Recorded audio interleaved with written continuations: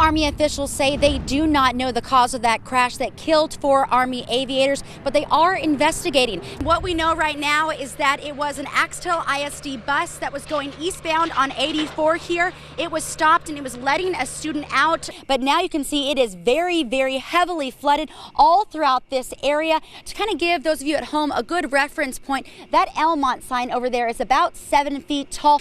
Now, as you can see, it's pretty small. It's about the size of a dime. Now, the real problem is when they clump all together, that they cause a lot of damage to boats and dams. Right through here. Now, this is their storeroom, and if you can believe it, earlier this morning, this storeroom was completely empty. If they do let Chief Poole go tonight, they'll have to start looking for their 9th police chief in just 7 years. Overall, just a great kickoff to Baylor's first home game.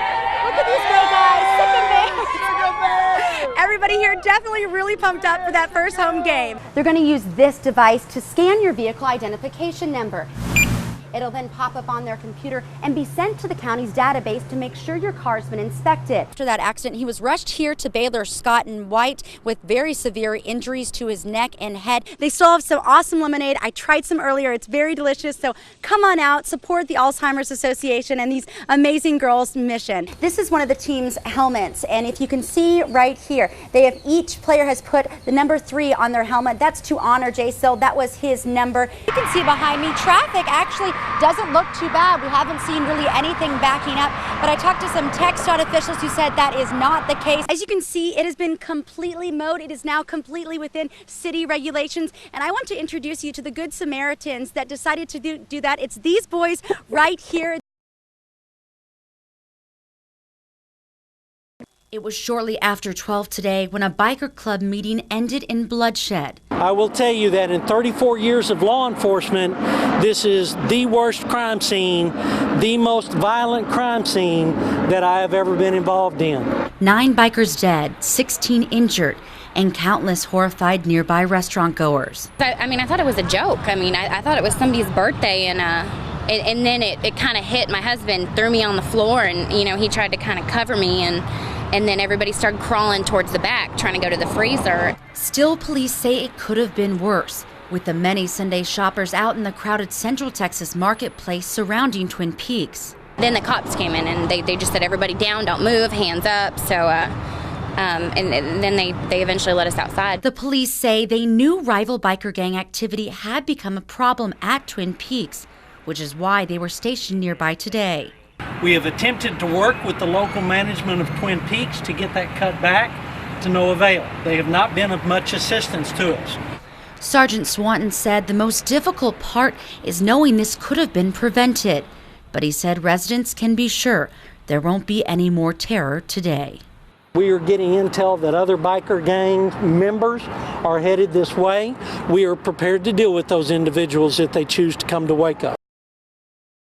A family of 3 waits patiently at their door as law enforcement try to get their boat to them in this shallow water. It makes it a little difficult. This isn't a boat dock, so you just got to get the boat out to deeper water where you can unload it and use it properly. Once in the water, the Texas Parks and Wildlife wardens swiftly get the family out of the RV and into the boat. We was able to get 3 adults and a dog out of the travel trailer without incident, and everybody's safe and sound. Others at the RV park were lucky. The neighbor came and knocked on the door and said that the dam had broke and the water was rising really quickly. So we had like 10 minutes to get everything in before it started washing away. At that point, it was already up to the back of our RV. Residents say this is the 3rd time they've had flooding this year, but it's never been this severe.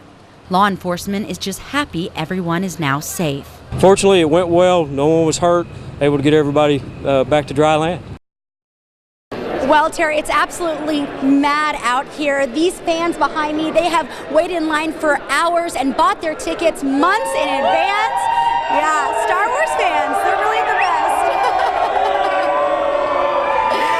Now, I gotta be honest with you, Tara, I didn't really understand a lot of the hype until I started talking to some of these guys, and I can tell you now I get it.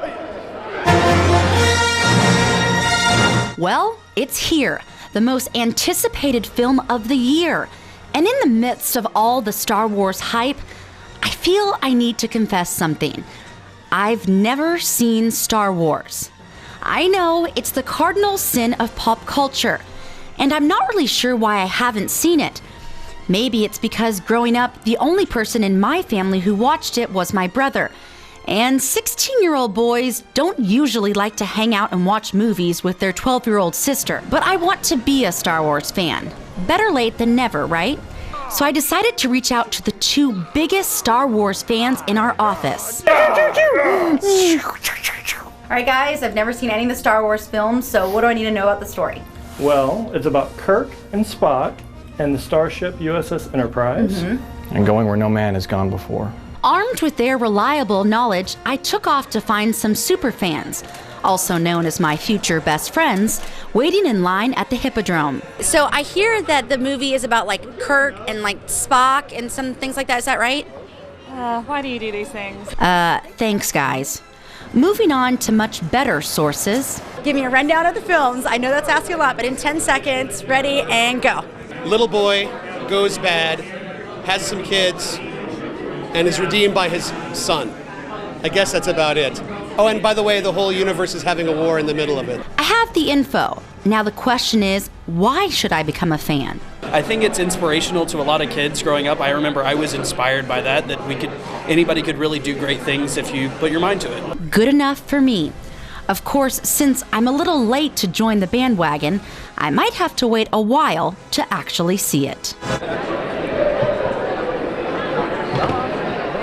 Now, I am so pumped about watching all of the movies since I'm obviously very behind, and a lot of that's because of the amazing fans that are out here, especially like these guys. This young man just asked this girl to prom, and she said yes with his really awesome sign, "Why go to the dark side when you could go to prom by my side?" That's so sweet. Yeah, well, sweet couples, and these fans out here are just the best fans, I have to say. So for now, reporting live from the Hippodrome, Bethany Moore, KWTX News 10.